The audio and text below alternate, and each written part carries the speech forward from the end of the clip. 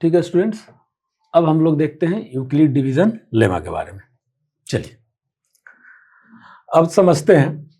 देखिए algorithm, it is a series of well defined steps which gives a procedure for solving a type of problems। Algorithm क्या होता है? Algorithm आप use किए होंगे, कभी भी सुनते होंगे कंप्यूटर सिस्टम, कंप्यूटर के बारे में जब आप स्टडी करेंगे ना, एल्गोरिदम एक वर्ड सुनते होंगे।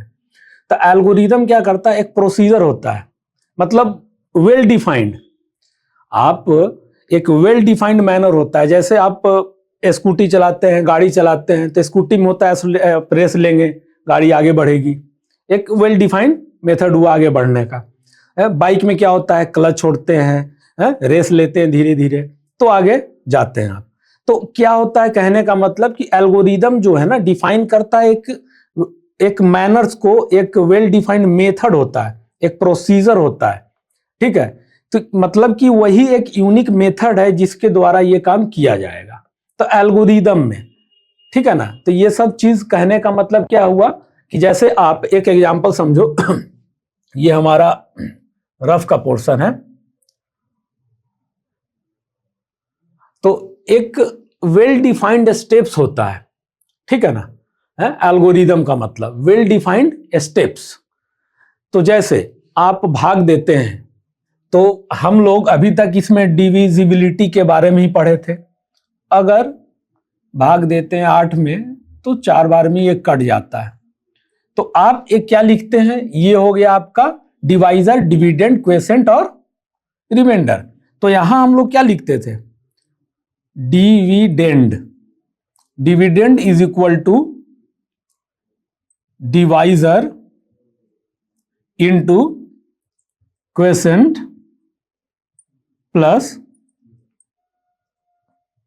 रिमाइंडर।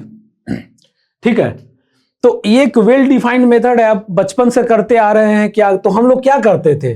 8 में भागा देते थे 2 से, तो 4 आता था, रिमाइंडर 0 आता था। तो ऑब्वियस क्या था? ये यही रूल था ना, dividend is equal to divisor into quotient plus remainder. अगर डिवाइजर में क्वेसेंट से गुना करेंगे और उसमें रिमाइंडर जोड़ देंगे आप, तो आपको क्या मिलेगा? डिविडेंड मिलेगा।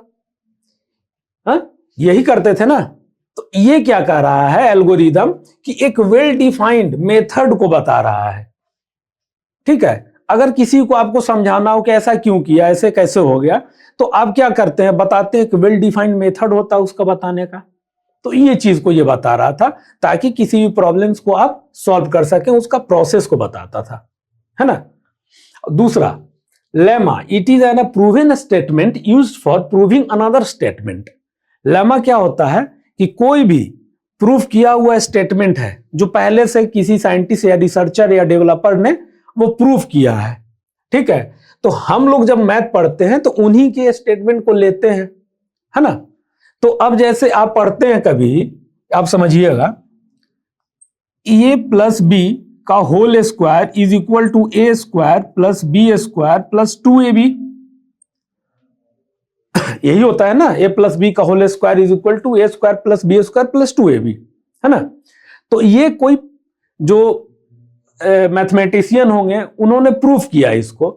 तो जब आप किसी स्टेटमेंट को प्रूफ करेंगे ना, तो उसका यूज आएगा प्रूफ करते हुए, दूसरे स्टेटमेंट को प्रूफ करते हुए जिस चीज का यूज आता है, जिस स्टेटमेंट का यूज आता है, दैट विल कॉल्ड लेमा। तो it is an proven statement, ऐसा नहीं कि कहीं से आ गया है। ठीक है, नहीं, प्रूवन स्टेटमेंट है, ये किसी के द्वारा दिया गया ही, प्रूफ किया गया है। और फर्दर जब कोई स्टेटमेंट को अगर आपको प्रूफ करना होगा, तो आप ए प्लस बी का whole square is equal to इसका हम यूज लेंगे, तो दैट विल कॉल्ड लेमा।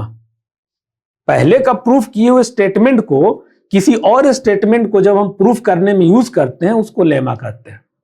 ठीक है, अंडरस्टूड। नेक्स्ट, ठीक है, तो अभी हम देखते हैं यूक्लिड डिवीजन लेमा।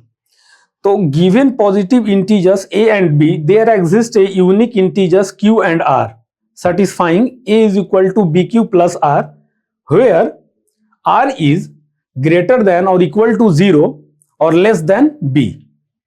ठीक है, तो आप ये जो करते हैं ना, a is equal to bq plus r, ये क्या है? यही है dividend is equal to divisor into quotient plus reminder.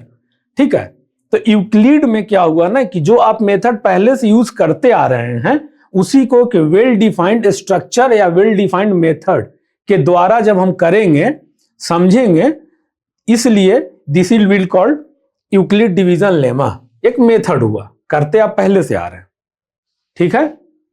और ये कंडीशन मस्ट है, you will have to keep in mind कि R should be greater than और इक्वल टू 0 और लेस देन बी। इसका मतलब क्या होगा यहां समझ लीजिए आप, यहां पे मैं समझा देता हूं ताकि आपको कहीं कंफ्यूजन ना हो, ये ऐसा क्यों कहा गया है। ठीक है, देखिए रिमाइंडर क्या कह रहा है, पहले एक पोर्शन को यहां पहले हम लिख लेते हैं, remainder greater than equal to 0 less than B. ये इसको देखते हैं हम थोड़ा, ये पोर्शन रिमाइंडर। तो देखिए अगर 2 को 8 में भाग देते हैं, 4 बार में कटता है, तो रिमाइंडर यहां क्या आया, देखिए ये क्या हो गया रिमाइंडर, ये हो गया आपका क्वोशेंट, ये हो गया आपका डिविडेंड और ये हो गया डिवाइजर, डी से डिनोट करते हैं इसको, ठीक है। तो हमको सिर्फ रिमाइंडर से मतलब है। तो यहां देखें, यहां क्या हुआ, रिमाइंडर किसके बराबर हो गया, 0 के। तो आप बोलोगे सर क्या है वो 1 के बराबर नहीं हो सकता, रिमाइंडर बड़ा भी तो हो सकता है ना। तो चलिए देखते हैं, अगर हम 2 को 9 में भाग देते हैं, 2 चौके 8, रिमाइंडर 1। अब देखिए या तो 0 के बराबर रिमाइंडर हुआ है ना, ठीक है, और 1 हो गया, 0 से क्या हुआ बड़ा हो गया, तो क्या 2 नहीं आ सकता है। तो चलिए देख लेते हैं, 10 2 5 10, फिर से 0 आ गया। तो इसका कहने का मतलब क्या हुआ कि रिमाइंडर या तो अगर बहुत कम होगा, रिमाइंडर एकदम कम होगा तो 0 के बराबर होगा, ठीक है ना। रिमाइंडर अगर कम होगा तो 0 के बराबर होगा या 0 से बड़ा होगा, फिर तो 0 से बड़ा तो आप देख रहे हैं 1 है? अगर 3 से भाग देंगे तो कुछ और आएगा। तो यहां पे ये देखें, लेकिन रिमाइंडर हमेशा क्या होगा, डिवाइजर से कम आएगा, डिवाइजर ज्यादा आएगा ना, क्योंकि आपको मैंने डिविजिबिलिटी रूल में ये तो बताया था, लेकिन फिर भी यहां मैं रिकॉल करवा दे रहा हूं आपको कि हमेशा डिवाइजर बड़ा होगा, ठीक है। अगर मान लो यहां पे एग्जांपल लो 4, तो यहां पे कौन बड़ा है, डिवाइजर क्या हो गया, 2 हो गया, 2 हो गया ना। रिमाइंडर क्या आ रहा है 0, तो रिमाइंडर यहां 0 आ रहा है अगर, और डिवाइजर यहां पे आपका 2 है, तो बड़ा कौन हुआ डिवाइजर। अगर आप ये नंबर लेते हो, ठीक है कि नहीं सर ये नंबर लेना है, 2 से 9 में भाग देना है, तो 2 चौके 8, रिमाइंडर आपका 1। अब देख लीजिए रिमाइंडर यहां आपका कितना आया 1, ये हो गया डिवाइजर। तो अब भी देखिए डिवाइजर बड़ा हुआ कि नहीं बड़ा हुआ, रिमाइंडर 1 है, डिवाइजर बड़ा हुआ कि नहीं। तो कहने का मतलब क्या है कि रिमाइंडर ज्यादा से ज्यादा अगर कम होगा तो 0 तक जाएगा, है ना। और कभी भी रिमाइंडर जो है डिवाइजर के बराबर नहीं आएगा, है ना। इससे हम यह समझ रहे हैं क्योंकि डिवाइजर हमेशा बड़ा होगा, और इसका कारण मैं आपको डिविजिबिलिटी रूल में बता चुका हूं, ठीक है। यह चीज क्लियर हुआ। रिमाइंडर क्या होगा, ज्यादा बहुत कम होगा तो 0 के बराबर, देख लीजिए 0 आ रहा है, ऐसा नहीं है कि निगेटिव टर्म, निगेटिव कभी नहीं आएगा, 0 आया, ठीक। हाँ कोई और अगर आप भाग देते हैं तो उसमें 1 आया, तो फिर भी ठीक है सर, रिमाइंडर बड़ा है, 0 से 1 है, आ गया। 2 भी आ सकता है? अगर आपका डिवाइजर 2 से ज्यादा हो तो 2 आ गया, तो इसमें क्या होगा 1 आ गया, 0 आ गया, डिवाइजर आपका 2 हो गया, तो मैक्सिमम, तो मैक्सिमम कौन होगा डिवाइजर, रिमाइंडर हमेशा डिवाइजर से कम होगा, ठीक है ना। ये है कंसेप्ट। अगर इसमें आप देखें तो क्या है, रिमाइंडर 1 आ रहा है, डिवाइजर कितना है 2।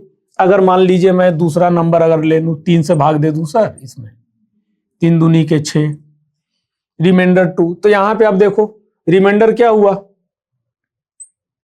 ये डी हो गया, रिमाइंडर कितना आ रहा है 2 आ रहा है, तो रिमाइंडर 2, और आपका ये क्या हुआ डी, इसको डिनोट हम बी से करते हैं ना।